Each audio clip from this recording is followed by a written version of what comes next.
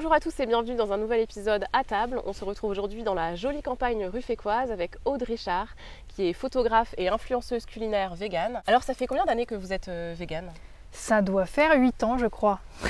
Comment s'est opérée cette transition? Alors c'était une transition très lente pour le coup. J'étais ce qu'on appelle omnivore, mais qui n'est pas un régime, c'est une possibilité de l'être humain. Donc j'étais carniste à l'époque, donc je mangeais de la viande. Puis j'ai délibérément réduit cette consommation en n'allant que manger de la viande dans les restaurants. Et puis à un moment je me suis dit mais non, en fait je veux plus. Donc je suis devenue végétarienne. J'ai déménagé aux Pays-Bas. Le seul aliment qui me restait à supprimer de mon assiette c'était le fromage. Et comme j'étais aux Pays-Bas et qu'il n'y a pas grande variété de fromage, j'ai facilement pu enlever cet aliment. Et donc je suis devenue végane là-bas.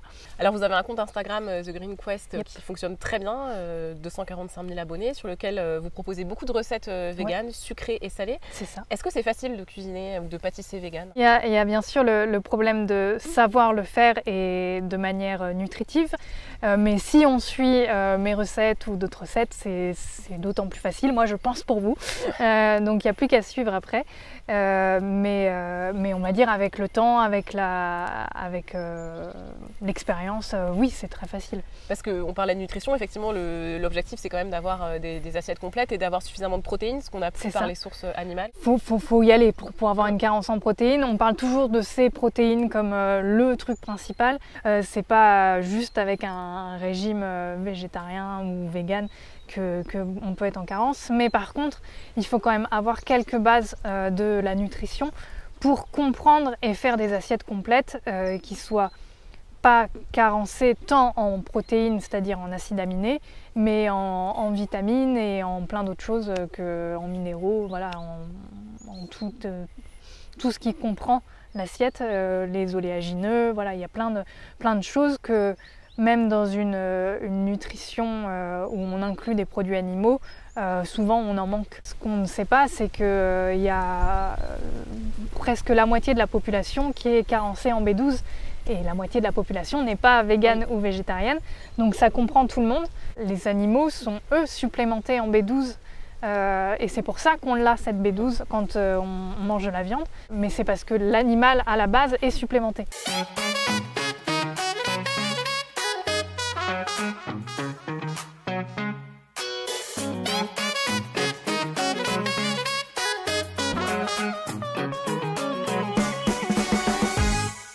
Et la particularité de ce livre, c'est qu'il ne concentre que des recettes véganes, mais des recettes de grand-mère. C'est ça. Donc on y retrouve plein de recettes, donc que ce soit en entrée, plat, dessert ou goûter. Ça a été un livre collaboratif donc avec mes abonnés, puisque je leur ai demandé des recettes de leur grand-mère que j'ai ensuite végétalisées.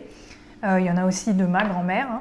Donc on peut retrouver un beurre végétal maison, des scones, des gougères sans œufs, ce qui était quand même on imagine dans les gougères, l'ingrédient principal c'est quand même l'œuf. C'était la recette la plus dure, j'ai mis au moins 4 à 5 essais pour arriver au bon résultat.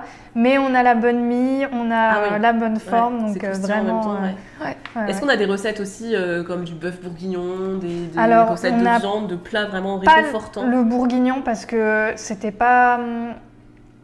comment dire, c'était pas lié à l'enfance. En général, quand on est enfant, on mange pas trop de bourguignon avec une sauce au vin.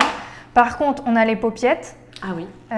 Donc là, paupiettes qui sont faites bien sûr sans viande, donc avec une farce, du sétan. Et pour avoir la petite peau croustillante, on utilise les feuilles de riz.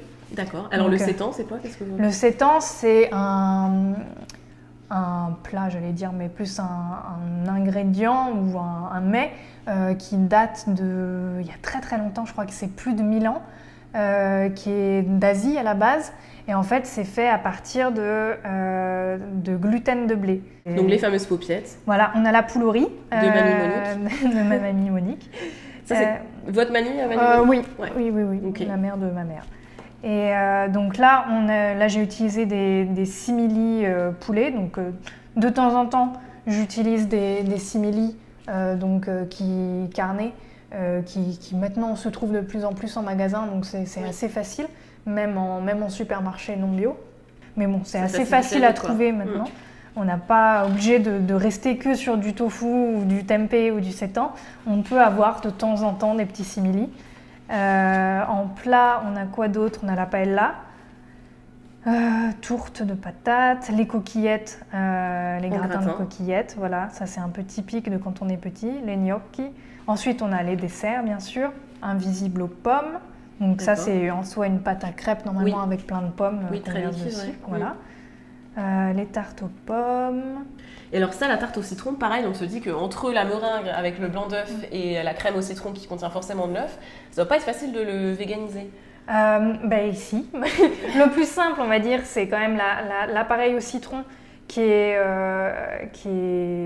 un mélange. Moi, j'aime bien avec la purée d'amande blanche et un peu de fécule et de l'agar-agar. En fait, souvent en pâtisserie végétale, on va mélanger agar-agar et fécule pour obtenir... Agar-agar, c'est un gélifiant, c'est ça? Oui, c'est un gélifiant à base d'algues pour obtenir le parfait équilibre entre le gélifiant de l'œuf qu'on a habituellement et en même temps l'épaississant. Oui. En fait, quand on fait de la pâtisserie végétale, il faut se rappeler quel est le but de chaque ingrédient. Et là, quel est le but de l'œuf? Et l'œuf, il peut avoir plusieurs utilités. Il peut être un agent texturant, il peut être un agent épaississant, il peut être un agent gélifiant. On peut ensuite facilement remplacer ça avec des choses du commerce.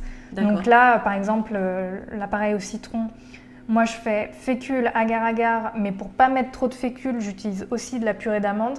Parce que la purée d'amande, une fois chauffée, elle va quand même épaissir la préparation aussi. Et ça donne un peu de crémeux peut-être aussi? Oui, c'est ça. Et pour la meringue, c'est le plus facile, c'est l'aquafaba. Donc il y a beaucoup de gens qui ne savent pas ce que c'est l'aquafaba. Et c'est vraiment le liquide qu'on a dans les conserves de pois chiches ou d'haricots blancs ou d'haricots rouges. On prend ce liquide et on vient le monter en neige. Et c'est vrai que le résultat est impressionnant. C'est toujours impressionnant. Et pour la belle couleur jaune, c'est un peu de curcuma. Un tout petit peu de curcuma, oui, exactement. Comme on n'a pas le jaune d'œuf, on va utiliser quand même parce que le jaune, on mange aussi avec les yeux. Et si on a une crème toute blanche, on ne va pas croire qu'elle est vraiment au citron. Moi, sur les réseaux, ce que je montre, c'est vraiment qu'il est possible de manger végétal, local aussi. Et avec des ingrédients qu'on trouve en supermarché, qui ne sont pas hors de prix et qui... En Inde, ils ont principalement une alimentation végétale et c'est pas que éthique, mais c'est aussi économique. Oui, bien sûr. Une boîte de pois chiches, ça coûte moins cher que 2 blancs de poulet. Donc il faut... Mais je pense qu'il y a aussi ce truc-là, c'est que en 70 ans, je crois, on avait vu, il y a eu une baisse de, je crois que c'est 3 ou 4 fois, on mange 3 ou 4 fois moins de légumineuses que nos arrière-grands-parents. Et c'est ça aussi, c'est que en fait, pourquoi on mange plus de légumineuses alors que ça coûte pas cher du tout? Et il faudrait peut-être, il y a ces habitudes qui sont à défaire, et c'est très long à défaire les habitudes. Merci à tous d'avoir suivi cette plongée dans la cuisine végane en nord-ufécois. On se retrouve la semaine prochaine pour un nouvel épisode.